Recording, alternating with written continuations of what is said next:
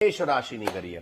મેષ રાશિ કે જેના અક્ષર છે અલઈ, જેનો સ્વામી બને છે મંગળ મહારાજ। તમારા ઉત્સાહની અંદર આજે વધારો થતો જણાય ને તમારે ઘણા બધા પડકારોનો સામનો આજે કરવો પડી શકે એમ છે।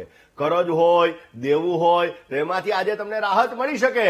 તમારા મનનો ભાર હળવો થશે ને આજે આનંદની અનુભૂતિ થતી જણાશે। મેષ રાશિવાળા જાતકોએ આજના દિવસની અંદર યસ્ય સ્મરણ માત્રેણ જન્મ સંસાર બંધનાત વિમુચ્યતે નમસ્તસ્મૈ વિષ્ણવે પ્રભ વિષ્ણવે વિષ્ણુ સહસ્રનો પાઠ કરો, તમને પોઝિટિવ રિઝલ્ટ મળશે। છઠ્ઠો શણગાર દર્શક મિત્રો, માથામાં લગાવવા વાળો ગજરો આવે છે। એવું કહેવાય છે કે ચમેલીના ફૂલ એ આપણા જીવનની અંદર વિશેષ પ્રકારનો લાભ આપે છે, તાજગી આપે છે। જ્યારે બહેનો માથાની અંદર ગજરો લગાવે છે તો આ સમયગાળા દરમિયાન જેના માઇન્ડની અંદર અનેક જાતના નેગેટિવ વિચારો આવતા હોય, અનેક જાતની વિચારધારાઓ હોય તો આ વિચારધારાઓ દૂર થાય છે ને એક અનેક પ્રકારની તાજગી અર્પણ કરાવડાવે છે।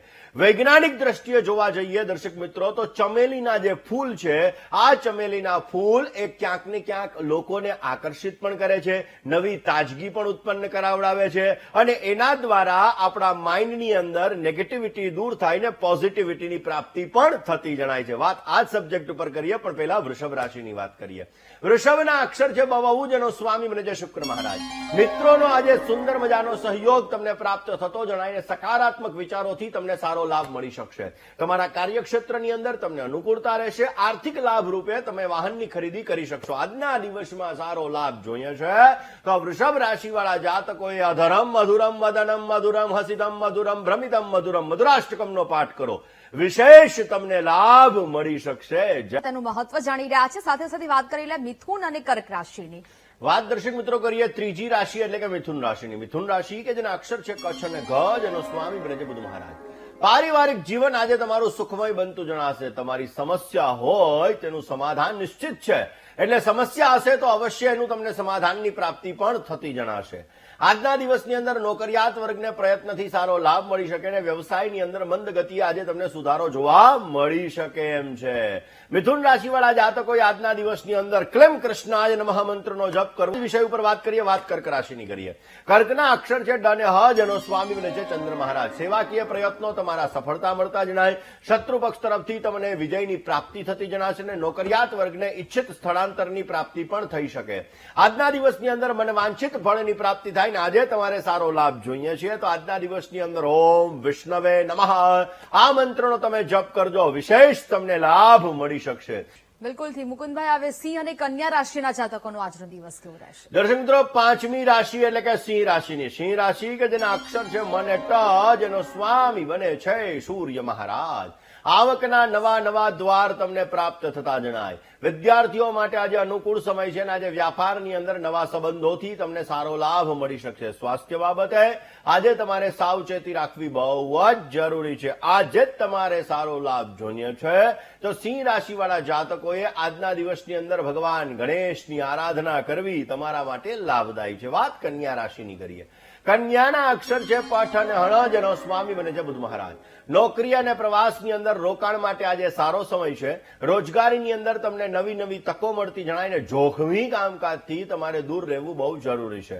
રોકાયેલા કામો તમારા આગળ વધી શકે અને તમને વિશેષ માત્રામાં લાભ પણ મળતો જણાય। સારો લાભ જોઈએ છીએ તો કન્યા રાશિવાળા જાતકોએ આજના દિવસની અંદર ઓમ નમઃ શિવાય ભગવાન શિવની આરાધના કરો, તમને વિશેષ માત્રામાં લાભ મળતો જણાશે। દર્શક મિત્રો, બિલકુલ મુકુંદભાઈ, તે ચર્ચા કરીએ તે પહેલા વાત કરીએ તુલા અને વૃશ્ચિક રાશિના જાતકોની। વાત કરીએ દર્શક મિત્રો સાતમી રાશિ એટલે કે તુલા રાશિની। તુલા રાશિ કે જેના અક્ષર છે ર અને ત, જેનો સ્વામી બને છે શુક્ર મહારાજ। વિવાદિત કામકાજની અંદર થોડો ઘણો ક્લેશ ઝઘડાનું વાતાવરણ રહી શકે। આજના દિવસની અંદર જોખમવાળા કામકાજમાં થોડીક નુકસાની થઈ શકે અને જીવન સાથી સાથે થોડો ઘણો મતભેદ થાય એવા પણ સંપૂર્ણ ચાન્સીસ બની રહ્યા છે। વ્યાપારની અંદર થોડી સાવધાની રાખવી જરૂરી છે। આજે સારો લાભ જોતો હોય તો અચ્યુતમ કેશવમ રામ નારાયણમ અચ્યુતાષ્ટકમનો પાઠ કરો, વિશેષ લાભ મળશે। વાત વૃશ્ચિક રાશિની કરીએ। વૃશ્ચિકના અક્ષર ન ને ય, જેનો સ્વામી મંગળ મહારાજ।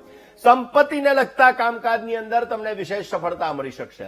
રોજગારીની અંદર નવી નવી તકો મળતી જણાય। પરિવારમાં આનંદનું પ્રમાણ વધતું જણાય ને પૈસા લેવામાં અને પૈસા દેવામાં થોડીક સાવધાની રાખજો, વિશેષ તમને લાભ મળી શકશે।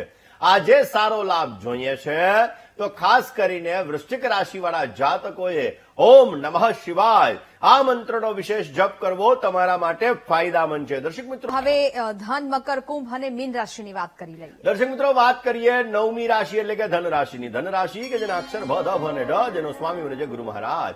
ધન પ્રાપ્તિ માટે આજે અનુકૂળ સમય છે. આજના દિવસની અંદર ખાસ કરીને જોવા જઈએ તો ધન રાશિવાળા જાતકોએ ધન પ્રાપ્તિની અંદર સારો લાભ મળી શકે. કર્જ લેવામાં સાવધાની રાખવી બહુ જરૂરી છે અને કાનૂની વિવાદોની અંદર સફળતા મળતી જણાય. સ્વાસ્થ્ય બાબતે આજે તમારે સંભાળ રાખવી બહુ જ જરૂરી રહેશે. આજના દિવસની અંદર વિષ્ણવે નમઃ મંત્રનો જપ કરો, વિશેષ લાભ મળશે. વાત મકર રાશિની કરીએ. મકરના અક્ષર છે ખ અને જ, જેનો સ્વામી બને છે શનિ મહારાજ.